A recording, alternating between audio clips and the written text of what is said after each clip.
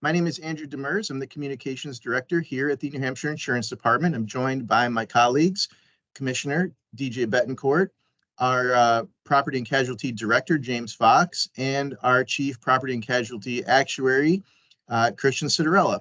Just a couple of housekeeping items before we begin. Obviously, we'll record the webinar so that it's available on our YouTube page. And if you have any questions, we invite those and encourage you to type them into the chat box at any time so we can address those at the end. Without further ado, I'll introduce Commissioner DJ Bettencourt. Well, thanks, Andrew, and good morning, everybody. Welcome to the New Hampshire Insurance Department's monthly webinar series. My name is DJ Bettencourt, as Andrew mentioned, and I have the pleasure of serving as the Commissioner of the New Hampshire Insurance Department. One of the most frequent, if not the most frequent question I get in the property and casualty realm is, why is my auto insurance so expensive? Why are my premiums going up? And unfortunately, as is the case in a lot of things involving insurance, there are no simple, straightforward answers. It is complicated. Sure, there are some things that I think we can all understand and appreciate. If you've been in an accident or had to file a claim, it is most likely going to be the case that your premium is going to be higher when it comes time to renew. And then, of course, we're familiar with some of the macroeconomic pressures that are impacting auto premiums, things like supply chain shortages, things like inflation, but also appreciating the fact that as cars become more advanced, as there's more tech that goes into the vehicle, that's going to have an impact on the cost to repair that vehicle. And so therefore, it's going to have an impact on premium. So those are some of the larger, more simple to identify issues. But there's obviously a lot more that goes into that. And I'm pleased to be joined by two of my colleagues who can get into some of those details with you, Christian Citarella and James Fox. And so I'll turn it over to them. Thank you. Thank you, Commissioner. And yeah, I'm going to go through. I prepared some slides that include what we call the rating manual that for a particular company. I'm not going to name the company because I took some liberties in simplifying the manual. These manuals can get to be hundreds of pages long, and some of these calculations get quite cumbersome and complicated. And so what I've made an effort to do is, in an effort to demonstrate some of the complexities that go into calculating a personal auto premium, but doing it in a more manageable approach, one that we can kind of chew on a little bit. Hang on, let's do that. There we go. So just as an actuary, I focus on what are called the principles of rate making, which are put out by the Casualty Actuarial Society. And the focus on that we're looking at today is principle number 3. A rate provides for the costs associated with an individual risk. And what we do in developing a rating manual or a rating algorithm is we try, and by we, I'm talking about pricing actuaries, try to distinguish those characteristics of the vehicles or the drivers that indicate a higher risk, and charge those that have higher risks more and charge those with less risk less. And that way we think that there is what we call fair discrimination. And in my work, when I review these rates and these rating algorithms, we look to call out companies that are crossing that line into unfair discrimination, and that's what makes these algorithms so complicated, is because there is quite a bit of competition within the market to find those little areas, those characteristics that distinguish risky from less risk. And if companies can really fine tune those rating characteristics, then they can get an advantage by charging less for the better risks and charging more for the undesirable risks. So let's get right to it. So in auto rates, most companies will assign what's called a base rate by coverage, and the coverages are bodily injury liability, physical damage liability, medical payments. These are payments to the driver and members of, folks inside the car. If I get any of this wrong, James, P&C director, please step in. These are not describing what sorts of things are covered and not covered is not my area of expertise, but medical payments cover everybody with inside the driver's vehicle, right? Okay, I will. Okay. Collision, that's the coverage that takes care of the driver's vehicle in a crash. So if it's not covered by physical damage of the other, if it's not an at-fault accident that can clearly indicate that it's the other person's fault, your insurance company will cover the cost to repair your car when you crash into someone else. Comprehensive covers all other damage that is caused that isn't related to a crash. So if a tree falls on your car, if you have hail damage, if you that's the windshield damage, stone kicks up and hits your windshield. Theft of the vehicle is covered under comprehensive coverage. Uninsured motorists, bodily injury, that's if the person that smashes into you, it's clearly the other person's fault, but that person does not have insurance or is oftentimes it's uninsured or underinsured motorist. Or if you get sideswiped and the car just drives off like a hit and run, that'll cover your injury there. And then rental reimbursement, I think that's pretty clear. If you can't use your vehicle while it's getting repaired, then that coverage will take care of providing you a vehicle in the interim. And as you see here, the base rates, these are the things that are most often adjusted with a rate change. So, and many companies will update these rates, annually or every 18 months or so. Now, over the last couple of years or so, we have seen a more frequent adjustment of these rates, and certainly physical damage and comprehensive and collision to some extent. These are the ones that we've seen increase more dramatically than the others, and as the commissioner mentioned, that's due to the economy. Like auto parts, it's more expensive to fix cars. Cars are more complicated, and that's kind of driving up those costs. Now, what we're going to be talking about for the bulk of the rest of this presentation is how these base rates are adjusted through what we call rating factors to get to a final premium. So this is just the beginning, and then depending on certain risk characteristics of the drivers of the vehicles and the vehicles themselves, these base rates are adjusted to make a final premium. So step one, where do you live in the state of New Hampshire? The company that I used as a basis for this had, I think it was 15 different territories. I just put up the first 7. And what you can see is that these rating factors, they're multipliers that are applied to those base rates. Okay, so bodily injury liability is a base rate of 200, right?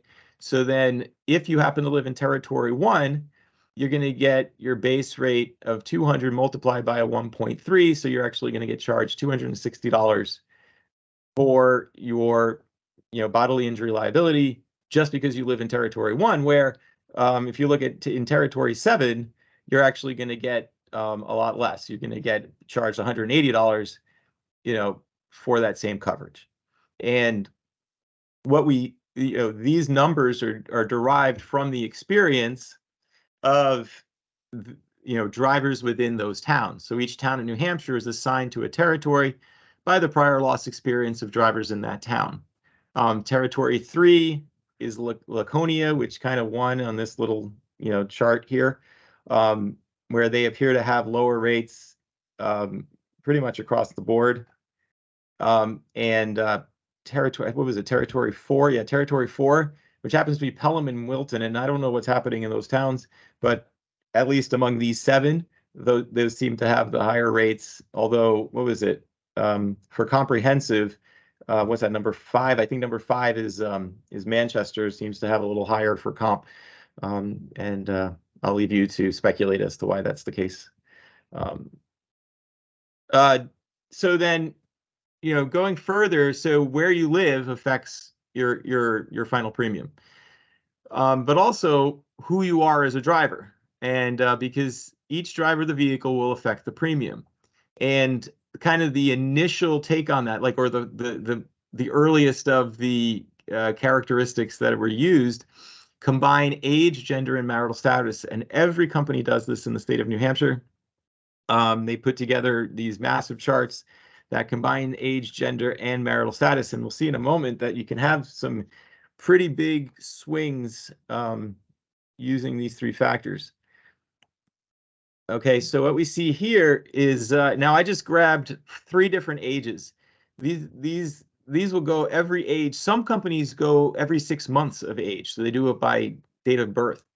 So, and this company did it by age every year. It starts at the age of 16 and goes up to 90 something. I forget what it was. And what you can see here, and I don't know that this is too surprising. I think that it's pretty well known that a 20-year-old male driver is going to pay quite a bit more than a 40-year-old male driver. Okay, and that's across all different coverages. What you may not know is that if you're married, even at the age of 20, the data suggests, and the carriers are not going to do anything that the data doesn't suggest. The data suggests that you are far more safe of a driver. You are much less likely to have a claim if you are married at the age of 20 than if you are single. And you can see that with the lower factors there. What's interesting too, I think, is that by the age of 40, there is no difference between gender, male or female, or whether you're married or not. And that's this particular company. Different companies have different rating factors, but generally speaking, it happens earlier than 30. Earlier than 40, and somewhere in the early 30s, the gender differential kind of goes away. It comes back later on in more senior years, but in your prime driving years, early 30s up into the 50s, you're not going to see a distinction between male and female. With other companies, I do see a difference, a small difference between single and married. And then, of course, as you get older, your risk of having a claim does go up again. And so you'll see that for both male and female drivers, single and married, you're going to have a higher risk at the age of 70. We see that on this chart. So also that affects your driving, that affects your premium is going to be your driving record. And I'll explain in a moment what costs you points. But for this particular company, the way they've derived it is they assign you different points for different activities, either it being an accident, a prior accident that you're responsible for, or some sort of moving violation that you got a ticket. And so you collect these points, and then depending on how many points you have, and it does go individual, it goes 0, 1, 2, 3, 4, 5, 6, all the way up to 30. I just picked these as a representative sample. And so if you end up with 5 of these points, you're already more than doubling your premium for most coverages. And so it behooves you to stay safe on the road, not get pulled over, and and be careful out there. Let's go into what some of these points are. So they describe these points, and this is that same company. If a minor citation occurs in the last 12 months, you get 3 points. Major citation, 10 points. Serious citation, 14 points. And of course, an at-fault accident, you get some points depending on how long ago it happened.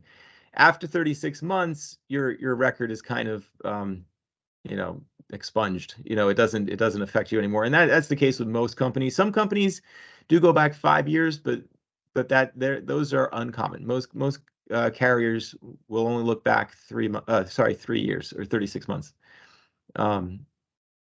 So let's go see what constitutes a minor citation, major citation, or serious citation. A minor citation, a couple of examples. There are many, but a minor citation is something like a fail to use signal when changing lanes, traveling in the shoulder, or backing your vehicle when it's unsafe. And that's when it's not that the insurance company sees you doing this. It's when you get an actual ticket and it's recorded at Department of Safety. So they will do a background check on you when you apply for insurance. Major citation is drinking while driving or driving on the wrong side of the road, and I think we'd all agree that that would be a pretty major issue and would increase your risk. And then, of course, a serious citation is assault with a vehicle, vehicular homicide. I mean, very, very serious stuff, driving while intoxicated. And in most cases, well, I don't know for sure. I know that if you're driving while intoxicated, you definitely lose your license for a period of time. And so there are other concerns there as well. And just to go back, a serious citation is already 14 points, which puts you at 6 times your base rate premium anyway. So it's going to be very, very expensive for insurance after that fact. Maybe that's a good spot to talk about at-fault accidents. In the state of New Hampshire, you can only be charged for what we call, commonly called at-fault accidents. This is where it is clearly you did something wrong, you received a ticket, or it's been determined by a judge that you were at fault for the accident. If it was something that, if your car was parked illegally, or if you got hit from behind and you did not get a citation, things like that, you cannot be charged more. It cannot affect your driving record, when it comes to setting your premium. And so in the state of New Hampshire, only at-fault accidents can be used. Okay, so then we get to what's called insurance score, and this is based on your credit. And the reason it's not officially called a credit score is because it isn't a one-for-one correspondence to your credit score like you might get at FICO or the others. The insurance score must be calculated without some inputs that would go into credit score. For example, medical bills. If you're late paying medical bills, they cannot be used in determining insurance rates, and there are others. INS 3300 gives the whole list there as to how they differ. So companies use what's called insurance score, which is based on credit.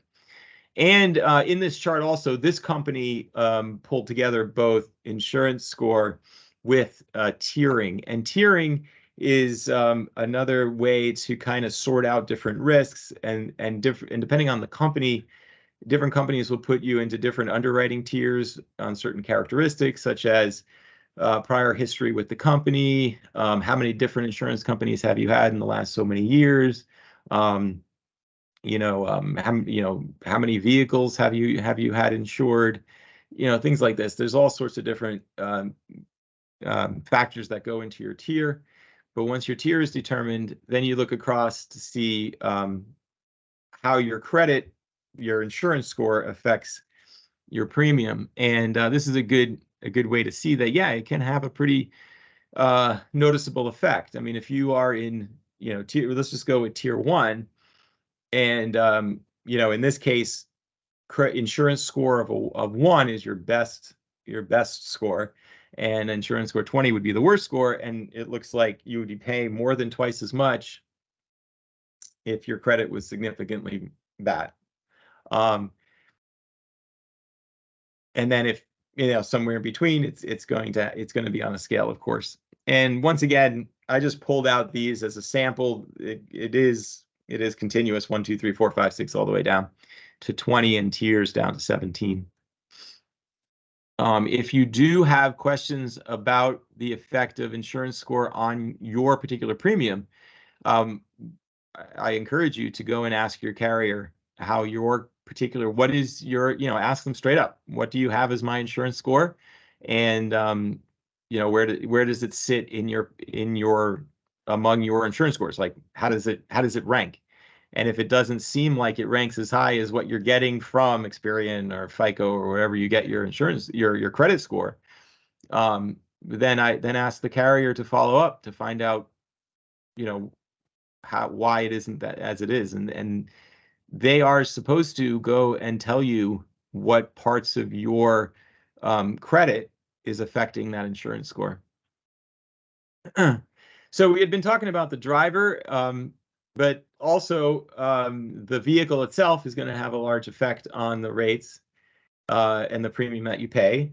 So every company has what's called vehicle symbols, and these describe the make, the vehicle by make, model, and year. It also includes like different types of options that are in there as well, and it differentiates the costs for those vehicles, both from how much it costs for those vehicles to be fixed, if we're talking about collision or comprehensive coverages, but it also has something to do with like how they will affect things that they hit. Like if a large pickup truck is going to have a higher rating factor than a small coupe when it comes to like bodily injury liability or physical damage liability, because they're literally going to cause more damage. They're bigger, they're heavier, and if they hit something, they're going to cause more damage to the thing they hit.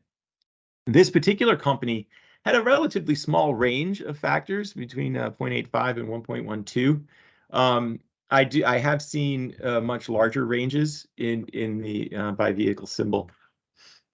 Another factor that comes into play is how much are you going to drive in the next year, expected miles driven in the next 12 months. And again, I've only put in a couple of samples. This is a continuous chart, but if you're going to drive less than 1,000 miles a year, you're going to get a significant decrease in how much you pay. If you're going to be charging over 30,000 miles, yeah, you're going to be paying a third more for your coverages than someone who, say, is only traveling 8,000 miles a year. Then you have some things, some aspects of the premium calculation that the applicant for the insurance can control. I mean, and one of them, of course, is increased limit factors. Like the base limit that is required if you purchase insurance in the state of New Hampshire is 25, 50, 25. James, correct me if that's wrong. And so that's rated at a 1, because that's what like kind of the normal purchase is. If you want higher limits, then you're going to pay more. And in most cases, I think most of us would agree that it is wise to have higher limits. Again, this has to do with liability limits. So this is with BI and with PD, bodily injury and physical damage. And so many folks have like a 100, 300. 100 covers an individual that's injured in a crash. 300 covers the whole accident, everyone combined. And that's going to cost you twice as much, or sorry, 50% more on the BI, and over and almost doubling for the UM. But don't forget, the UM piece of the base rates is a lot smaller. I think it was down around $50. So that's so it actually comes out to be less money at the end. And then these go up to $500,000, $1 million. Other companies even go higher than that. So, and the other things you can do on increased limit factors is you increase the medical payments. 1,000 is required by law, but you can go to 2,000, 5,000, and companies include, this company only went 1, 2, and 5 as options. Other companies go 3 and 4,000. They can go to $10,000. And medical payments, once again, that covers kind of first aid injuries to yourself or others in your vehicle, and that way you don't have to deal with, if you don't get hurt that badly, you don't have to worry about suing the other driver. And then the rental reimbursement. Rental cars are more expensive than they used to be, and so it might be worth it. Or if you're used to driving, if you have a pickup truck and you're used to driving a big pickup truck, and you want to rent a big pickup truck, if your car gets busted, then you might need to go to a higher limit on your rental reimbursement. And so those are costs there. Similarly, deductibles, in the way that increase limit factors, they increase your premium as you choose higher limits. The deductibles will decrease your premium as you choose higher deductibles. The deductible is the part of the loss that you agree to pay out of pocket before you get reimbursed for your loss. And so for collision, the $250 collision deductible is standard, and so that's rated at the 1, and then anything above that, 500, 1,000, 1,500, you get charged less. For the comprehensive, it's not uncommon to have a 0 deductible on comp, and so then anything you pick will then decrease your premium on that coverage alone. So, and then you can pick those independent of each other. You can have a deductible with comp, but not one for collision. Yeah, so then we have some other factors that that affect final premium, and different companies will throw different of these in, and some of them will emphasize them more over others for marketing purposes. There is, as I said, a very strong, vibrant competition in the insurance market in New Hampshire, and so things like multi-car factor, anti-theft, airbag discount, and there are other discounts for other safety. If you have like lane change indicator, like what do you call it, like drifting indicators, you might get a discount there. If you have all-wheel drive, you're going to get discounts there, things like that. Of course, a good student discount is pretty common among carriers. % discount if your kid gets an average grade of B in high school. Inexperienced operator surcharge. This one I saw in this company, where even if you're an older driver, but you haven't had your license more than a few years, depending on how long you've had your license, then you could get charged a little bit more.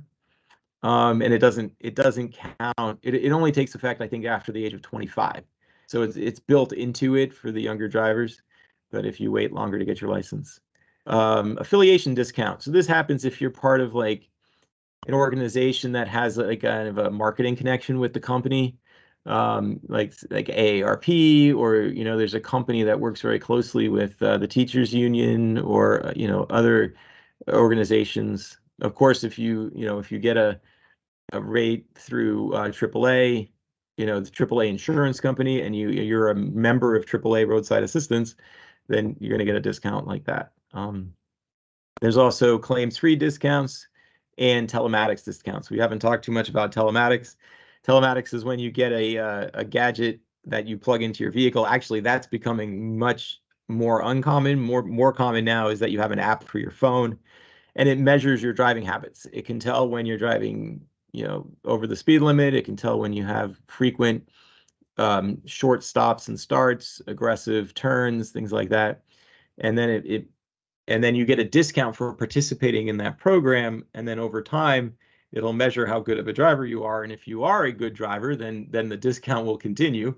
If you are not a good driver, some companies have begun to surcharge you to increase your premium because of the information that you've shared with the company. And so I think that's it. Yep. If there are questions, I'm happy to take them. Or any comments as to what other information might be useful in a future session. Well, Christian, we do have one question. Glenn Myers asks, do all insurers use the same territories? Oh, excellent question. No, I've seen much variation among territories, both in the number of territories. I think this company I was looking at had 17 territories, which is quite high. Other companies, I've seen as few as 3 or 4, and those the differentials can be quite dramatic as well. So, if you have any other questions, feel free to type them into the chat, or if you'd like, you can email them to our communications team, and I'll put that address in the chat bar in just a second. Any other questions? Feel free to ask now.